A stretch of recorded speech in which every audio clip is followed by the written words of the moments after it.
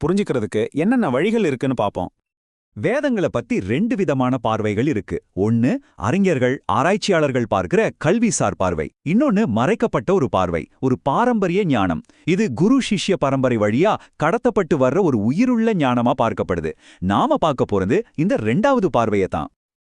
அப்போருஷேயம் இந்த வார்த்தைக்கு என்ன அர்த்தம்னா மனுஷனால உருவாக்கப்படாததுன்னு அர்த்தம்.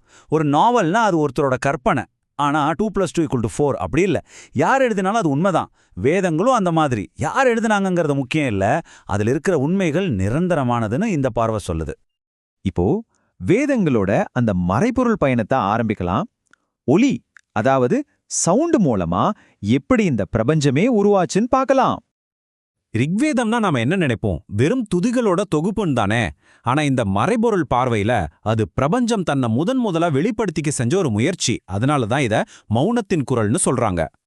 சரி, அந்த மௌனத்தின் குரல் வந்தாச்சு. அதை வெளியே கொண்டு வர ஒரு வாகனம் வேணும் இல்லையா? அந்த பிரபஞ்சத்தோட மூச்சு காத்தும் அந்த அதிர்வும் தான் சாமவேதம். இதத்தான் வாழ்வின் பாடல்னு சொல்றாங்க. இங்கதான் கல்விசார் பார்வைக்கும் இந்த மறைபொருள் பார்வைக்கும் ஒரு பெரிய வித்தியாசம் வருது. வரலாற்று ஆசிரியர்கள் வேதங்கள்ல முரண்பாடுகள் இருக்குன்னு சொல்றாங்க. ஆனா அவங்க இந்த வேதங்களுக்கு இடையில இருக்கிற இந்த தொடர்பை, இந்த செயல்முறையை பார்க்க தவறுறாங்கன்னு இந்த ஆதாரம் விமர்சிக்குது. இப்போ நாம மூணாவது வேதத்துக்கு வர்றோம். இது ஒரு பிரம்மாண்டமான திட்டம். அணுக்கள்ல இருந்து அண்டம் வரைக்கும் எல்லாத்தையும் இயக்குற ஒரு மாஸ்டர் பிளான். யஜுர் வேதம் இத ஒரு காஸ்மிக் ரூல் புக்னு சொல்லலாம். ஒவ்வொரு சூரிய மண்டலம், ஒவ்வொரு கிரகம், ஏன் நம்ம ஒவ்வொருத்தரும் எப்படி உருவாகணும், வளரணும், மறையணும்னு எல்லாத்தையும் தீர்மானிக்கிறதே இந்த மாபெரும் திட்டம்தான். இத புரிஞ்சுக்க ஒரு அருமையான உதாரணம் இருக்கு. யோசிச்சு பாருங்க. நாம எல்லாருமே பூமிங்கிற ஒரு பெரிய கப்பல்ல பயணம் பண்ணிட்டு இருக்கோம். அந்த கப்பல் ஒரு திசையில போயிட்டு இருக்கு. அப்படி இருக்கும்போது நம்ம கப்பலுக்குள்ள கிழக்குல இருந்து மேற்குக்கு ஓடுறதுனால என்ன பிரயோஜனம்? நம்ம சொந்த திட்டங்கள் அந்த பிரபஞ்ச திட்டத்துக்கு எதிரா இருந்தா அது வீண் தானே? இப்போ படைப்போட இதய பகுதிக்கே வந்துட்டோம். புருஷ சூக்தம்.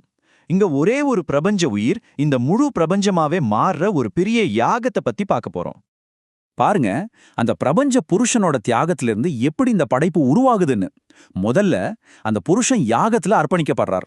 அதுக்கப்புறமா அவரோட உடம்புல இருந்து தான் இந்த முழு பிரபஞ்சமும் உருவாகுது. கண்ணிலிருந்து சூரியன், மனசிலிருந்து சந்திரன், சுவாசத்திலிருந்து காத்து, இப்படி குதிரைகள், மாடுகள்னு எல்லா உயிரினங்களும் அதிலிருந்து தான் வருது. அந்த யாகம் உயிரினங்களை மட்டும் உருவாக்கல, மனித சமூகத்தோட கட்டமைப்பையும் அதுதான் உருவாக்குச்சுன்னு சொல்லப்படுது. அதாவது அந்த பிரபஞ்ச புருஷனோட ஒவ்வொரு உடல் பாகமும் சமூகத்தோட ஒரு செயல்பாடா மாறுது. வாய் ஆன்மீக வழிகாட்டலுக்கும், கைகள் நிர்வாகம் மற்றும் பாதுகாப்புக்கும், தொடைகள் வர்த்தகத்துக்கும், பாதங்கள்